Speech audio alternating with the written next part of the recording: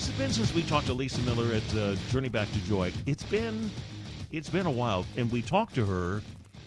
Got some insights about what the public was thinking about at that time, COVID-19, where we're at, what they were seeing for the future, what their buying strategies might be, things they're willing to do, things they're not willing to do. It was very insightful. Well, here we are, 3 years later? Time to get an update. Lisa Miller joins us, Journey Back to Joy strategist. Lisa, hope you've been well. Thank you. Yes. How many times have you had COVID since the last time we talked? Well, I actually did have it July of last year, but counting my blessings that was the only time I had it. Good for you. Very good. I'm not sure if I ever had it at this point, but I haven't had it. I haven't had it this year. That's for sure. So, is COVID even a part of what people are thinking about these days? Is it pretty much vanished as a concern for most people you talk to? Well, as you know, I do 1,000 consumer interviews every month, and I've continued to do that up until even just 2 weeks ago. I got some new data in.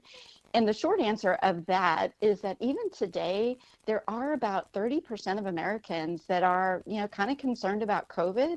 But there's definitely some positive things on the horizon, too, that we can talk about. But yeah, there's still some people still worried about it. Well, my guess is those people will always be worried about it, don't you think?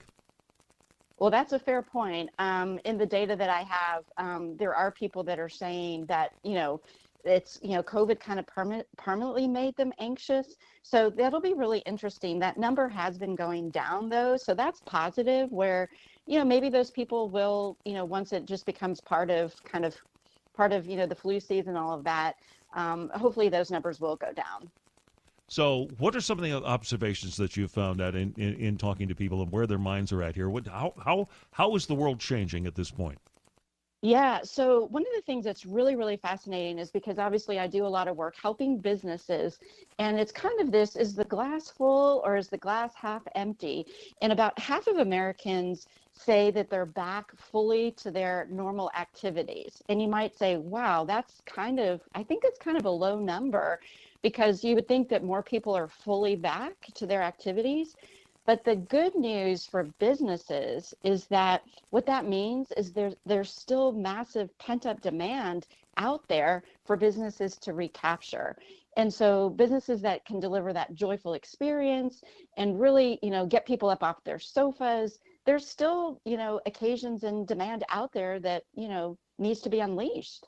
Well, that explains something to me, because some of the economic data that's been coming out shows that we are basically spending as much, if not more, than we ever have. We're getting less thanks to inflation. Yes. But where you would normally expect, with interest rates going up so much and inflation going up so much, where you would expect people to cut back, they really haven't been cutting back. And that tells me that, like you said, there's still that pent-up demand. There's still the people, they want to get out, they want to do things. And if it costs more, it costs more.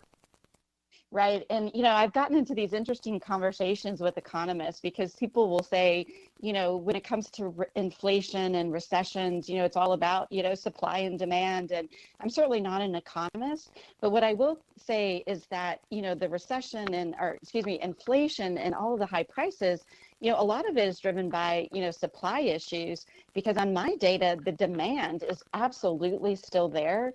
Now, some economists will say that's not a good thing for the economy because demand needs to come down, to help curb inflation. But I don't know about you, but I think I'd rather make sure businesses can continue to be successful. So that demand is definitely still there. Well, and that's interesting because, the Fed's job at this point is to basically drive up unemployment. I mean, that's where they're trying to go here. They're trying to suck up the demand, lower the demand, raise the interest, continue to raise the interest rates until the demand drops. And then if the demand drops, of course, companies start laying people off. You start laying people off, then they don't have a job. Wouldn't it be better at this point to just put up with inflation to a certain extent and keep people employed and wanting to spend money? Well, yeah, as I said, my side is definitely from the consumer view, not the economist view. So I would agree that, I think if companies can continue to deliver, like I said, these joyful experiences, consumers will say that it's worth it. And so I don't ever want to go back to where we were, 3 years ago. It's too difficult to claw out of. I mean, we're still trying to claw our way back. And in fact, 81% of Americans today basically say that we still are not fully economically recovered from the pandemic. So I think it is kind of a slippery slope. And, I wish I could talk to more economists to kind of say, okay, let's look at this consumer data, because we're in an unprecedented time. I know we hear that word time and time again during COVID, but when it comes to the economic situation today, it really is unprecedented because we have high demand, and then we've had supply issues, and there's really no playbook for that. And, so I think it's just kind of a complicated time for that type of, interest rates and so on. Well, it's interesting, too, that we have high demand at a time when it seems like people are highly pessimistic about what's going on in the country. They're very pessimistic, but yet there's a high demand to go out there and spend money on things. And you don't normally see those two things working together that way, do you? No, and that's the thing. And I spoke at a conference, a finance conference, believe it or not. I'm a marketing person, but I spoke at a finance conference because I think people really want to understand this topic. And what's the trust in, kind of experts' ability, the trust in the government, those numbers, there's not a lot of trust. But I will say, Jimmy, one of the things, as you know, I always talk about joy, and that was the whole premise of the research that I started, back in March of 2020. People are saying that there are some positive outcomes as people are trying to find joy in their lives again. And what I saw, literally, again, data from just the end of February, is that, 68%, so almost 7 in 10, report a greater appreciation of how they spend their time. And then 6 in 10 say that they've made positive changes in their lives. And so what it is that it's people are craving joy because we were so deprived of that. I'm sure we tried to do our Zoom calls and our Zoom happy hours and, drive-through graduations and stuff like that, but it's just not the same. And so that's what's really fueling the demand right now is these positive changes, seeking joy. And you're right, we've never had, the two sides of the inflation thing happening simultaneously, but we've never had 3 years of deprivation of joy either. Right. Well, what do you find is bringing people joy? Where are they looking for the joy? Are they looking for this joy in more human contact with other people? I mean, that's the biggest thing that was missing during the pandemic. Right. So it's all these things around, definitely dining out. I mean, I know the restaurant industry right now, some restaurants are doing exceptionally well, some are kind of struggling, but the demand for kind of that idea of, breaking bread around a table, that social connectivity and the vibe of restaurants. I mean, those are things that, definitely consumers are craving.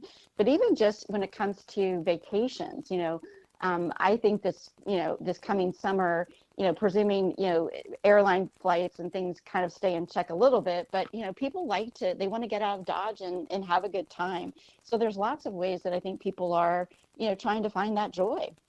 You're living in my world right now. We're trying to book a flight back for a granddaughter high school graduation to Detroit from Houston in June. And the airfare is like, for coach is like the better part of $800. And I'm going, oh my goodness. And I'm going, to go to Detroit? Oh my goodness. Who wants to do that? And and you're talking about dining out. I mean, you're absolutely right about the dining out thing. Every restaurant I go to is just as busy as it was. And that $23 breakfast from a year and a half ago now cost me $33 for that very same breakfast, thanks to the price of eggs and everything else that's going on. But people are still out and they're still spending money. I just wonder how long that can last. Well, to me, that my data basically shows as long as the experience is worth it.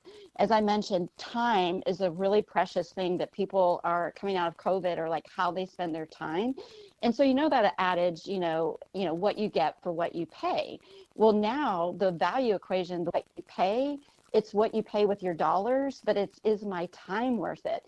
Was that $30 breakfast that you had, was it enjoyable? Was it worth your time? Because if it's not, then it's just a transaction and you might as well scramble your eggs at home, right? Yeah, so to speak. Yeah. That's interesting. Very interesting. Any other insights you want to give us on a parting shot here?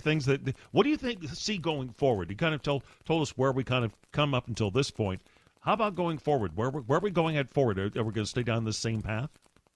Well, what's interesting, Jimmy, is I don't know if I had mentioned before, but I actually turned all of this into the Business of Joy book that comes out on Monday because it's the 3-year mark. And I talk about these untold lessons about through tragedy and adversity, there's so many things that, business leaders, consumers, like the language of COVID was so fearful. And all of these things, there's so many lessons learned that we need to take and leverage for the challenges today. And I hope that companies and consumers will really, explore those things because we don't want to ever go through that again and make the same mistake. So I hope everybody can maybe check that out. The Business of Joy is what I'm calling it. The name of the book. Okay, where's the book available? You can buy it on Amazon. So just The Business of Joy, Lisa W. Miller. So I hope good. everybody enjoys it. We will check it out. Lisa Miller, thanks. Good to hear from you. Appreciate it. Thank you.